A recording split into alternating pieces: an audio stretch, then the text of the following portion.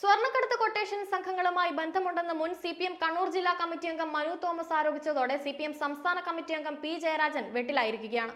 Manu Thomas ഒരു പ്രമുഖ പത്രത്തിന് നൽകിയ ആരോപണമാണ് പാർട്ടിക്കുള്ളിൽ കത്തിപ്പടരുന്നത്. അന്നത്തെ കണ്ണൂർ ജില്ലാ സെക്രട്ടറിയായിരുന്ന പി ജയരാജനാണ് സ്വർണ്ണക്കടത്ത് സംഘത്തിന്റെ സംരക്ഷകനെന്നാണ് മനു തോമസ് തുറന്നടിച്ചത്. ഇതിൽ പ്രകോപിതനായ പി ജയരാജൻ മനു തോമസിന്റെ തലശ്ശേരിയിലെയും തളിപ്പറമ്പിലെയും ബിസിനസ് ബന്ധങ്ങളെ കുറിച്ച് പരാമർശിച്ചതോടെ വിവാദങ്ങൾ കത്തിപ്പടരുകയായിരുന്നു. ഇതിന് മറുപടിയായാണ് സ്വർണ്ണക്കടത്ത് സൈബർ കൊട്ടേഷൻ സംഘങ്ങളായ ആകാശ് തിലങ്കേരിയെയും അർജുൻ ആയങ്കിയെയും കാറിൽ കയറ്റിക്കൊണ്ട് നടന്ന് സംരക്ഷിച്ചതും വൻ വൃക്ഷങ്ങളായി വളർത്തിയതും പി ജയരാജനാണെന്ന് മനു തോമസ് തുറന്നടിച്ചത്. 2019 പി ജയരാജനെ പാർട്ടി കണ്ണൂർ ജില്ലാ സെക്രട്ടറി സ്ഥാനത്ത് നിന്നും നീക്കിയത് വ്യക്തിപൂജാ വിവാദം മാത്രമല്ല കാരണമെന്നാണ് പുറത്തുവരുന്ന വിവരം. പോരാളി ഷാജി, റെഡ് ആർമി, ചെങ്കതിർ, ചെങ്കോട്ട തുടങ്ങിയ ഇടതനുകൂല സൈബർ സോഷ്യൽ മീഡിയ ഗ്രൂപ്പുകൾ കോർഡിനേറ്റ് ചെയ്യുന്നത് പി ജയരാജന്റെ ഗൾഫിൽ ജോലി ചെയ്യുന്ന മകൻ ജെയിൻരാജ് ആണെന്നായിരുന്നു മനു തോമസിന്റെ ആരോപണം.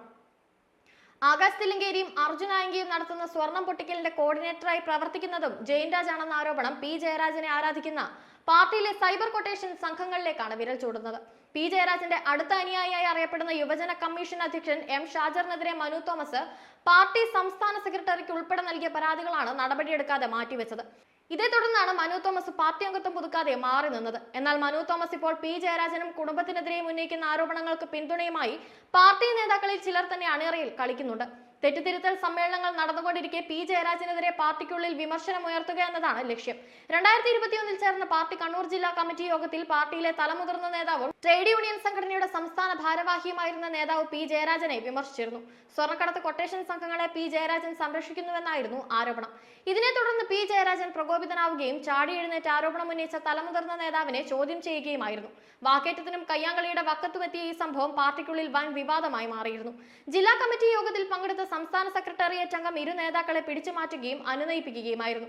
ഇത് പാർട്ടി സംസ്ഥാന സെക്രട്ടേറിയറ്റിൽ റിപ്പോർട്ട് ചെയ്യപ്പെടുകയും ഇരു നേതാക്കളെയും ശാസിക്കുകയും ചെയ്തിരുന്നു. ഇതിനുശേഷം പാർട്ടിയിൽ നിന്നും ഒറ്റപ്പെട്ടു തുടങ്ങിയ പി ജയരാജൻ സംസ്ഥാന സെക്രട്ടറിയായി ചുമതലയേറ്റ MV ഗോവിന്ദനുമായി അടുപ്പം സ്ഥാപിച്ചു. വീണ്ടും പാർട്ടി മെയിൻ സ്ട്രീമിലേക്ക് കടന്നു വരാൻ ശ്രമിക്കുകയായിരുന്നു. ഇതിന്റെ ഭാഗമായാണ് ഗോവിന്ദനെ നിരന്തരം വെല്ലുവിളിക്കുന്ന പി ജയരാജനെതിരെ പി ജയരാജൻ സംസ്ഥാന കമ്മിറ്റിയിൽ വൈദേകം റിസോർട്ടുമായി ബന്ധപ്പെട്ട് ഉയർത്തിയ വിമർശനങ്ങൾ. എന്നാൽ കണ്ണൂരിൽ പി ജയരാജനെതിരെ പൂർണ്ണമായും നേതാക്കൾ തിരിഞ്ഞിരിക്കുകയാണ്. കേന്ദ്ര കമ്മിറ്റി അംഗമായ KK ശൈലജ മാത്രമേ പാർട്ടിക്കുള്ളിൽ പി ജയരാജനെ പിന്തുണയ്ക്കുന്നുള്ളൂ. തെറ്റുതിരുത്തൽ നടപടിയുടെ ഭാഗമായി അതീവ ഗുരുതരമായ ആരോപണങ്ങൾക്കിരയായ പി ജയരാജനെതിരെ നടപടി വേണമെന്ന ആവശ്യം പാർട്ടി ഏരിയ അവലോകന യോഗങ്ങളിലും ഉയർന്നിട്ടുണ്ട്. വരും ദിനങ്ങളിൽ ലോക്കൽ ബ്രാഞ്ച് തലങ്ങളിലും ഇത് ശക്തമാകാനാണ് സാധ്യത. ഇതോടെ പാർട്ടിക്ക് പുറത്തേക്ക് സ്വയം വഴിവെട്ടുകയാണ് പി ജയരാജൻ എന്നാണ് വിലയിരുത്തപ്പെടുന്നത്.